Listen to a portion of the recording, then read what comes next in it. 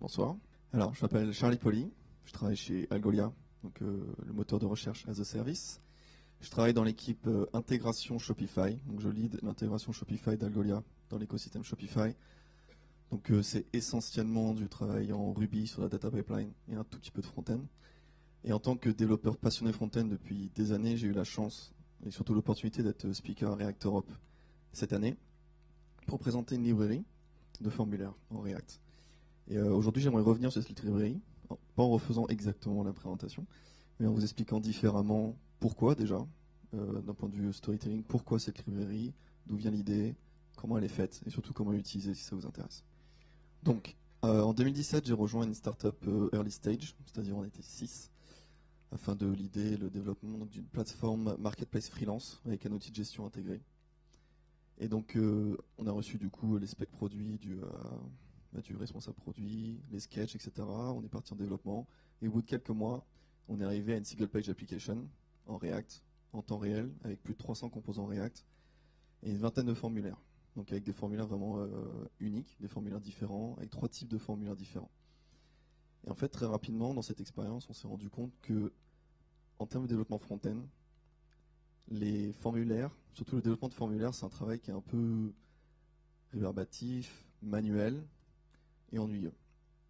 Dans le sens où un formulaire, quand on commence à en avoir beaucoup et qu'on a une API qui évolue rapidement, et un design qui évolue aussi rapidement, ça consiste à 2 tâches manuelles que le développeur doit effectuer assez souvent, pourquoi pas, qui est de faire en sorte que les formulaires ils soient alignés avec les prérequis de l'API, donc les types de champs, la validation, etc., le type de la donnée, et aussi que le formulaire fit bien dans le design de l'application.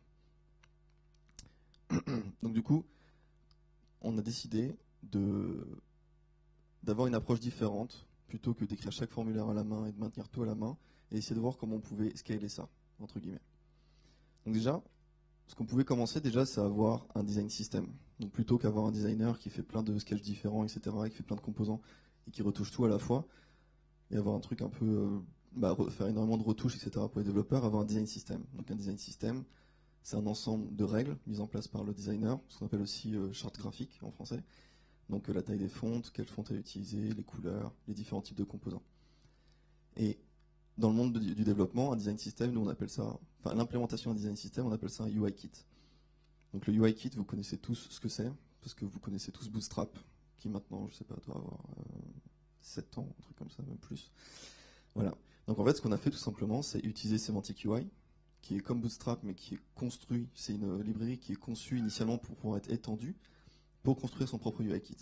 Parce que si vous vous lancez dans un projet de construire un UI kit, il y a quand même pas mal de choses, de spécifications, de normes à mettre en place qui sont assez longues. Donc du coup, maintenant on se retrouve à avoir un UI kit et des formulaires. Donc qu'est-ce qu'on peut faire du coup pour les formulaires, pour faire en sorte que du coup le fait d'avoir un UI kit, ça rende les choses plus faciles. Donc comme je disais, maintenant dans notre application on a un UI kit, et en gros on a un ensemble de endpoints sur lesquels on voudrait rattacher des formulaires. Donc, pour améliorer notre workflow de développement, ce qu'on a fait, c'est qu'on a fait une librairie qui s'appelait Module Form, qui était juste en fait un wrapper au-dessus de Redux Form, qui permettait en fait de construire des formulaires assez rapidement dans notre application et du coup d'itérer assez vite. Notamment quand, je sais pas, on avait des nouvelles demandes, des nouvelles pages, des nouvelles features dans l'application. Donc ici, tout simplement, on va avoir notre formulaire Form, qui est un composant React, qui va étendre Module Form. Module Form en soi, c'est une classe, mais c'est un React Component class. Donc c'est avant qu'on ait les hooks, etc. Et ici, donc, on a l'ensemble des champs. Donc ici, on peut voir que c'est un formulaire avec un email qui va être caché, qu'on va voir une image, qu'on va voir des champs requis avec l'étoile, etc. Donc c'est plutôt pratique parce que du coup, en termes de configuration, on avance super vite et on n'a pas beaucoup de code à modifier. On fait plus de la configuration. Et ensuite, on passe le nom du formulaire. Donc ça, c'est pour les labels. Du coup, tous les labels vont être préfixés par user form, etc. Et ça nous permet de faire de la traduction facilement. Et on a le nom du modèle. Parce que du coup, l'avantage avec ça, c'est que du coup, on instancie ce formulaire, ça récupère la donnée en faisant l'appel endpoint automatiquement, l'utilisateur interagit, ça met le state dans Redux Form, et après, quand on sauvegarde, en fait, module form, c'est déjà quel endpoint elle a appelé, parce que c'est une API REST, et du coup, on sait qu'il faut faire un post sur /API/user. Donc, ça c'est très très bien, du coup, on se retrouve à avoir quelque chose pour pouvoir itérer rapidement, et on n'a plus aucun travail manuel, Les formulaires, c'est vraiment quelque chose de... Enfin, moi, du coup, l'expérience, c'était vraiment, on a besoin de rajouter un champ sur le formulaire, on commit, ça prend 2 minutes, on push sur master, on deploy et c'est bon. Les limitations, c'est que du coup, comme vous pouvez voir sur le slide précédent, enfin pas là actuellement, mais il n'y a pas de render props. Donc par exemple, si on veut faire juste un formulaire, on veut rajouter une toute petite notice entre deux champs, c'est pas possible. Donc pas très flexible. D'autant plus aujourd'hui, donc ça c'était en 2017, mais encore plus aujourd'hui, React, c'est full fonctionnel, c'est les hooks, on veut plus de classes, etc. Donc là, on n'est pas du tout dans la mode. Là, on est sur une librairie qui du coup est pas du tout dans la mode de React qui veut faire du fonctionnel. Et surtout, il n'y a pas de JSX, on manipule pas de DOM. Donc ça sonne un petit peu comme librairie back-end, plus qu'une librairie front-end. Et surtout, ce qui nous bloquait, mis à part ces 2 points, c'était que c'était pas très adapté pour les formulaires un peu complexes. Parce que dans une vraie application front, on ne fait pas des formulaires qui vont aller taper un endpoint. On fait ce qu'on appelle du domain, c'est-à-dire qu'on va aller faire des formulaires qui vont aller prendre différents types de données. Et le but d'un formulaire, c'est d'avoir une belle expérience en prenant différents endpoints. Et ça, c'était pas possible, parce que c'était model-based. Un formulaire égale un type de données. Un utilisateur, un commentaire, etc. Donc, comment on peut faire? Je me suis posé la question de, ok, on a fait ce step-là, on a amélioré, mais ça ne répond pas à tous nos besoins, qu'est-ce qu'on peut faire? Donc il se trouve que dans l'application, on était en train de migrer GraphQL pour des raisons de scalabilité, pour des raisons de développement, etc., de rapidité. Et donc je vais vous présenter très rapidement ce que c'est GraphQL pour ceux qui ne sont pas au courant et qui n'ont pas encore vu cette technologie. Et après on va voir en quoi ça va nous aider pour les formulaires et comment on peut améliorer notre développement flow pour les formulaires. Pardon. Donc GraphQL, c'est une technologie qui permet pour les front-end, donc pour les applications front, de récupérer de la donnée, comme REST, en simplifiant au maximum. Donc en gros, une single page application va faire des requêtes HTTP pour récupérer de la donnée depuis une API GraphQL. Une API GraphQL va définir ce qu'on appelle un schema. Donc ce qui a du sens parce qu'une API va manipuler de la donnée. On a déjà des schemas en SQL, donc c'est quelque chose d'assez commun. Et notre schema va contenir 3 concepts principaux. Le premier, c'est data type.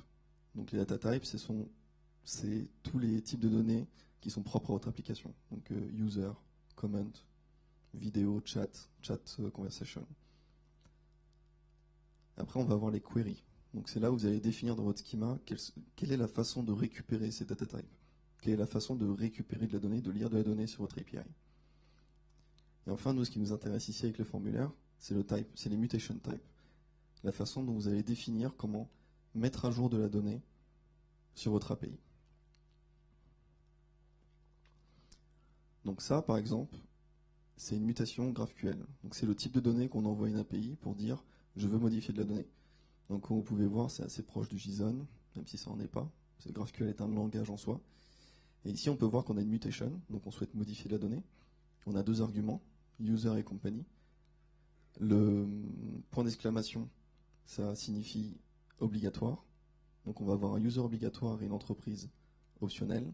Et on peut voir que sur cette application, pour créer un compte, on est sur quelque chose de plus réel par rapport au monde réel et de réelles applications qu'on met en production. Pour créer un compte sur cette application, on a besoin de fournir un utilisateur obligatoire. Donc le user input type va définir prénom, nom, email, etc. Et si possible, une entreprise. Donc c'est assez direct et simple à comprendre. Donc la première chose qui va nous aider avec les formulaires, c'est ce qu'on vient de voir, c'est que par exemple si on a un onboarding form, on va faire une mutation pour aller modifier plusieurs types de données. Donc du coup on se retrouve à avoir une mutation qui va correspondre à notre besoin domaine produit pour aller modifier de la donnée, et du coup le front-end n'a plus besoin d'avoir conscience de comment la donnée est structurée en back-end. La deuxième chose qui va nous servir énormément pour améliorer notre développement de formulaire, c'est l'introspection. Donc l'introspection, c'est une requête spéciale, une query spéciale qu'on peut faire à une API GraphQL. Et en gros, quand on envoie cette requête-là, l'API GraphQL renvoie le schema. Donc en gros, ça permet de faire une description dynamique du schema. Et là, par exemple, en faisant cette requête, donc ça me renvoie potentiellement des milliers de lignes de JSON. Là, j'ai juste pris la partie qui nous intéresse. On voit qu'on a un type qui s'appelle create account, qui est contenu, donc là on ne le voit pas, mais qui est contenu dans les mutations.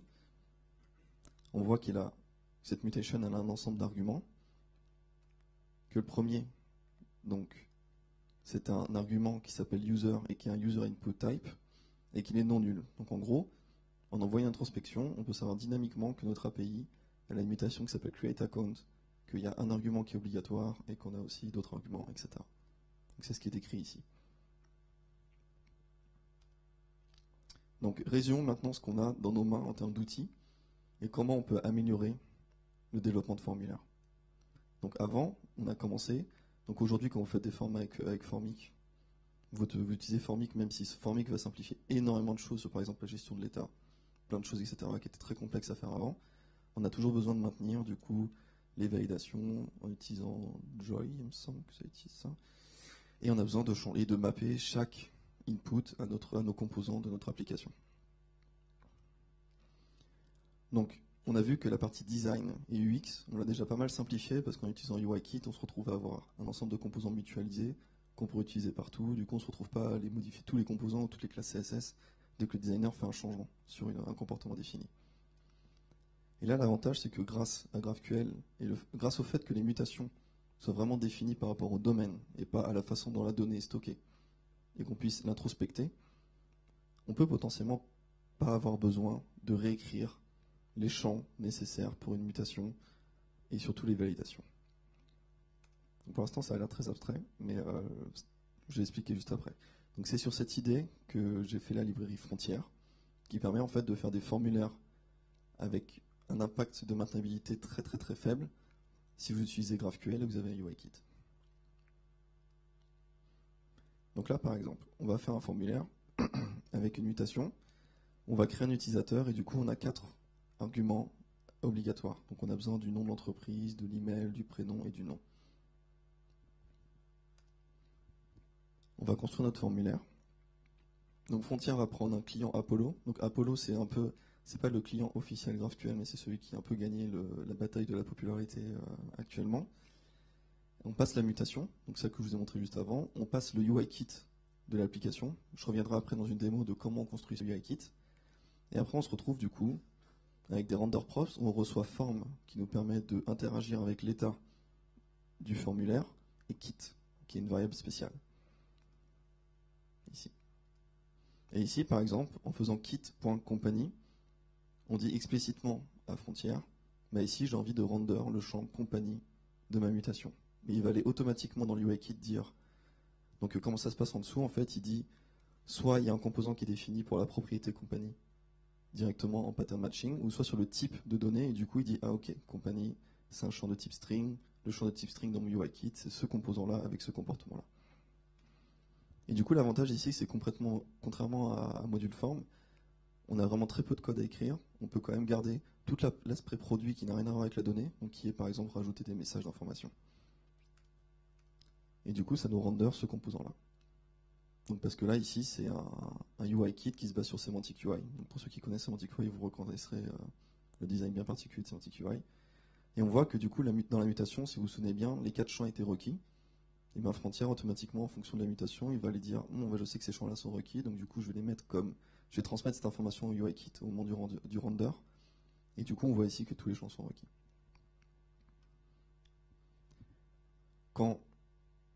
En ce qui concerne du coup une librairie de formulaires, il y a 3 grandes étapes à maintenir quand on fait des formulaires. La première, du coup, c'est de récupérer la définition des champs. Sans ça, du coup, on peut difficilement avancer. Après, il faut garder le state avec toutes les fonctionnalités dont maintenant nous sommes habitués. Donc, par exemple, dirty, pristine, tous ces petits shortcuts qu'on utilise partout, que ce soit en back-end ou en front-end. Et aussi, il faut sauvegarder la donnée.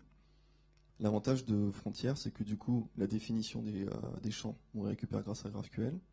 Frontière est basée autour de Final Form, qui est une librairie qui fait très très bien le travail de gérer du state de formulaire, qui fournit toutes les API standardisées, etc. Et en ce qui concerne sauver la donnée, vu que vous passez à un client Apollo et qu'on a une mutation, en fait, vous n'avez pas vraiment besoin de définir comment sauver la donnée. Il n'y a pas de on-save callback aux propriétés, puisqu'on sait déjà tout faire end-to-end. Un autre exemple, qui est un peu genre la killer feature, entre guillemets, mais qui a une utilisation bien pratique, c'est ici, c'est la plus petite façon d'écrire un formulaire avec Frontière. On donne juste une mutation, on donne un client, on donne un UIKit, et automatiquement, donc ici la mutation, on donne les 3 arguments obligatoires, quelle que soit l'utilisation, et automatiquement il va rendre dans le formulaire. Donc il va rendre dans le formulaire, il va gérer le state, et si jamais le formulaire est valide, il va sauvegarder la donnée. Donc, maintenant, je vais vous faire une petite démo sur Code Sandbox pour vous montrer comment on fait un UIKit, parce que pour l'instant ça a l'air bien magique, et vous devez vous dire, du coup le UIKit il fait 10 000 lignes de code, et quelques cas avancés. Ok. Donc, ici on a notre formulaire, donc c'est un vrai formulaire, on peut interagir avec, quand on fait save du coup, si la donnée est bonne, etc. Donc c'est vraiment le type de comportement qu'on attend d'un formulaire dans une application. Et à gauche, vous avez le code correspondant. Donc c'est du vrai code qui tourne, etc. Donc là, on a la mutation, elle a 4 arguments, c'est celle que je vous ai déjà montrée. Et ici, on est dans le mode que j'appelle du coup le full UIKit rendering. C'est-à-dire on passe juste 3 arguments, et il render, il gère tout pour vous automatiquement. Donc voyons ensemble comment ce UIKit, parce que c'est un peu la partie un peu magique, est définie et comment vous interagissez avec. Donc, ici je suis dans mon UIKit qui exporte, donc ça c'est pas très intéressant, hop, qui exporte my application UIKit, qui du coup est de type UIKit API. Et en gros, je vais aller importer UIKit API, UIKit de frontière. Et en gros, avec UIKit, vous allez faire un peu ce qu'on appelle du pattern matching. En gros, vous allez dire form, UIKit.form vous permet de définir un stateful component, donc un composant fonctionnel, qui va être appelé à chaque fois qu'on a besoin de wrapper un form. Donc là, ici, on voit qu'on veut avoir, parce qu'en général, dans une application, tous les formulaires, ils vont avoir à peu près les mêmes boutons d'action, etc., la même enveloppe, entre guillemets. Et la partie pattern matching se fait sur 2 autres méthodes, une qui s'appelle type. Et en gros, ici, vous allez pouvoir définir quel est le composant instancié quand frontière fait face à une propriété de type string. Et du coup, ça va instancier automatiquement ce composant. Après, il y a la même chose pour les points pass. Donc en gros, ici, vous allez pouvoir dire, ok, si le pass de la propriété, donc si on vient ici, le pass, par exemple, de compagnie, ça va être createUser.company. Donc si, par exemple, le pass contient rating, dans ce cas-là, il va aller instancier ce composant-là. Et comment fonctionne Frontière? En fait, ce qu'il fait, c'est qu'il du coup, il va aller parcourir l'arbre des propriétés de votre formulaire. Il va aller regarder en premier s'il y a une définition pour le pass, donc pour le nom de la propriété à render. S'il n'y a pas, il va aller trouver pour le type. Et s'il n'y a toujours pas, on peut définir aussi .unknown, c'est-à-dire un fallback global. Ce qui fait que du coup, si vous voulez vraiment avoir un composant par défaut instancié pour tous vos champs qui n'ont pas d'exception, ben vous pouvez le faire. Donc en parlant de rating et comment, voyons un peu comment ça fonctionne réellement.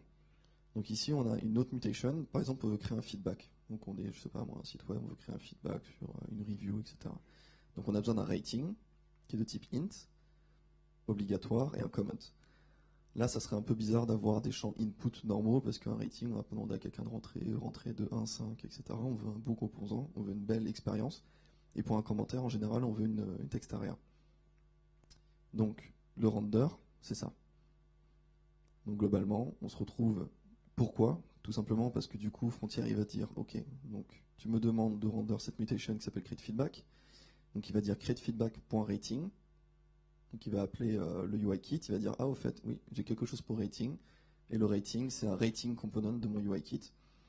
Après, j'ai toutes les propriétés pour pouvoir faire la sync ici. Donc il va être appelé à chaque fois que la valeur change, etc.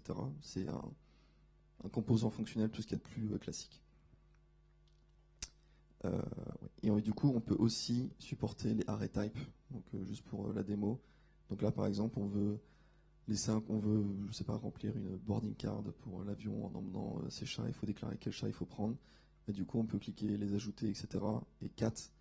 Donc, est-ce que j'ai la yes ici. Donc là, on peut voir que du coup, la mutation prend first name, last name, qui sont pas obligatoires. Donc là, comme vous pouvez voir, il y a un petit bug parce qu'il devrait être obligatoire. Et donc, et cat qui est un tableau de type cat. Et du coup, c'est récursif. Donc maintenant, avec Frontière, on a des formulaires qui scale, entre guillemets, pour 3 raisons. La première, c'est que déjà, on a la gestion de votre expérience, vous, en tant que développeur, avec les formulaires, du début à la fin. donc c'est-à-dire récupérer les définitions, gestion du state, validation de données et sauvegarde. Ensuite, vous avez la UIKit Full Rendering Feature, qui est très très pratique pour faire du scaffolding. Donc par exemple, si vous avez besoin de faire une API très rapidement, que vous n'êtes pas très regardant sur l'expérience proprement parlée, vous pouvez scaffolder des choses assez rapidement. Ou si vous avez des formulaires assez simples. Et l'avantage, c'est que du coup, avec Frontier, vous avez 3 façons différentes d'interagir avec la librairie. Vous pouvez faire comme Formic, c'est-à-dire pas du tout utiliser UIKit et du coup manipuler le state à la main avec la render post variable form, qui est une instance de final form. Après, vous pouvez faire du hybride, c'est-à-dire utiliser les render props, mais utiliser quand même le UIKit qui vous est fourni. Et du coup, vous avez un contrôle, vous avez une granularité plus fine. Ou sinon, vous pouvez utiliser le full UIKit rendering, et du coup, pas utiliser de render props du tout, et juste avoir un one-liner pour vos formulaires. Si vous êtes curieux, frontierform.dev, et donc vous avez toute la documentation, des exemples, avec les différents types d'utilisation, etc., pour pouvoir commencer assez rapidement. J'ai pas trop eu le temps dernièrement de développer des améliorations. J'ai prévu de faire une release bientôt. Et donc voilà, vous pouvez me trouver sur Twitter, sur Medium. J'ai écrit pas mal d'articles sur GraphQL, TypeScript et sur Honest Engineering. Merci beaucoup.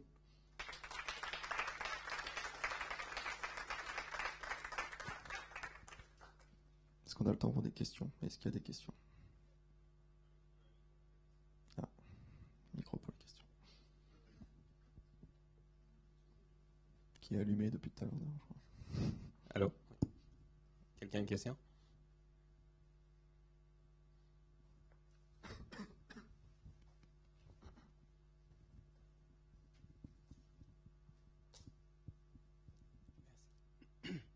Merci pour la présentation. J'ai une petite question. Si j'ai bien compris ton concept, c'est que tu as centralisé tout ce qui est en relation avec la validation en se basant sur GraphQL et ses petites signes, etc.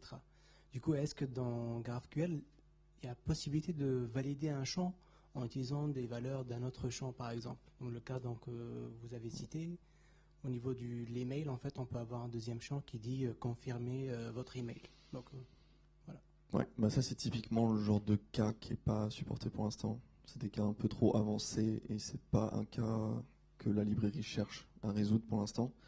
C'est un peu aussi le même problème pour les validations de type, c'est un champ de type email, il faut valider le format. Pour l'instant, GraphQL permet pas d'introspecter ça, donc il faut quand même le redéfinir.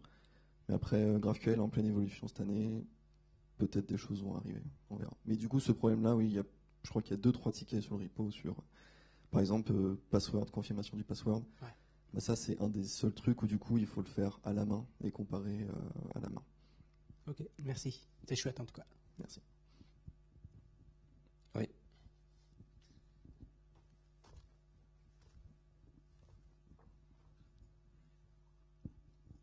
Bonsoir, merci. Merci. Du coup, moi, c'est juste une question. Tu as parlé d'introspection, du coup. Justement, comment est fait cette introspection de la query, de la mutation en fait que tu as créée GraphQL? Comment, c'est-à-dire? De quelle manière est-ce que tu utilises une librairie pour Non, introspecter en fait, ça fait partie du langage GraphQL par défaut, donc c'est supporté par toutes les API.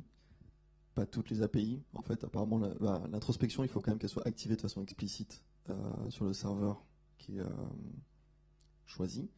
Mais après, l'introspection en soi, ça fait partie du langage GraphQL en lui-même. Donc moi, j'ai pas fait grand-chose, j'envoie juste l'introspection query, qui est en gros une constante un peu magique qui est fournie par la librairie. Et je le fais. Donc la question est peut-être sur la performance du coup. du coup, ton form, quand il se render, tu vas appeler l'API GraphQL pour connaître le schéma. Yes. Ok. Voilà, ça fait partie des choses aussi à améliorer, mais potentiellement l'introspection va plus être utilisée parce qu'en fait on n'a pas réellement besoin d'introspection. Enfin, je me suis rendu compte de ça il n'y a pas longtemps avec un ticket qui a été ouvert et potentiellement les prochaines versions vont drop l'introspection et plus utiliser de la génération de fichiers qui sera incorporée pour des raisons de performance. Je pense que du coup tu connais GraphQL CodeGen qui répond. Ok. Ouais, et celui d'Apollo aussi. Ouais. Ok, super. Yes. Merci. Merci. Autre question? N'hésitez pas. Non? Votre dernière chance? Non? Ah.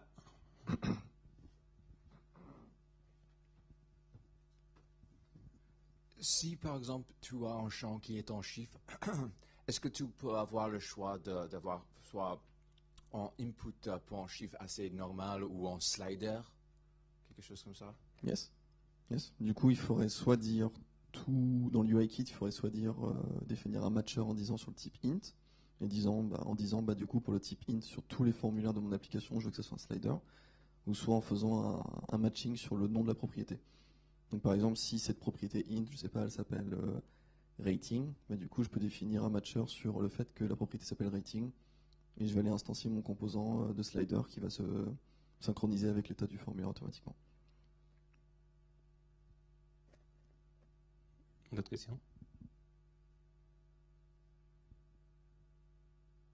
J'en ai une. Est-ce que ça marche en server-side? Non, clairement pas. Pas du tout. Je sais même pas comment on pourrait faire ça en server-side. À voir. Mais ouais, en termes de roadmap pour l'instant, c'est pas trop prévu. Okay. À voir. D'autres questions? Ok. Cool. Voilà, merci. Merci beaucoup.